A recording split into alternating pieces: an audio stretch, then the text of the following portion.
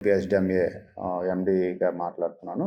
మనకి 16వ తారీఖు నుండి 21వ తారీఖు వరకు ఆంధ్రప్రదేశ్‌లో ముఖ్యంగా ఏంటంటే నార్త్ కోస్టల్ ఆంధ్రప్రదేశ్, అలాగే రాయలసీమలో కొన్ని ఏరియాస్‌లో ఏంటంటే మనకి హెవీ రెయిన్స్, భారీ వర్షాలు కురిసే అవకాశం ఉంది. ఎందుకు అంటే సౌత్ వెస్ట్ బే ఆఫ్ బెంగాల్‌లో మనకి లో ప్రెషర్ క్రియేట్ అయి ఉండడం వలన ఏంటంటే ఈ వర్షాలు పడే అవకాశం ఉంది. ముఖ్యంగా ఏంటంటే నార్త్ కోస్టల్ డిస్ట్రిక్ట్స్ వచ్చేటప్పటికి శ్రీకాకుళం, పార్తీపురం మన్యం, ఏఎస్ఆర్ జిల్లా మరియు విజయనగరం, విశాఖపట్నం ఈ జిల్లాల్లో మనకి పడే అవకాశం ఉంది. అట్ ది సేమ్ టైం ఏంటంటే ఎన్టీఆర్ డిస్ట్రిక్ట్ వరకు కూడా ఈ వర్షాలు మనకి పడే అవకాశం ఉంది. అలాగే రాయలసీమ జిల్లాల్లో కూడా చూసుకుంటే నంద్యాల, కర్నూలు ఆ జిల్లాల్లో కూడా మనకి ఏంటంటే వర్షపాతం పడే అవకాశం ఉంది. అందుకే ప్రజలు దయచేసి ఎవరు కూడా ఏమైనా ఎమర్జెన్సీ వర్క్స్ ఉంటే మాత్రం బయటకు రండి. ఎందుకంటే ముఖ్యంగా ఏంటంటే ఏఎస్ఆర్ జిల్లాకు వచ్చేటప్పటికి మనకి పిడుగులు పడే అవకాశం ఉంది. అది మనం టైమ్లీ అలర్ట్ చేస్తున్నాము. కామన్ అలర్ట్ ప్రోటోకాల్ క్యాప్ ద్వారాను మరియు ఏపీ అలర్ట్ సిస్టమ్ ద్వారా.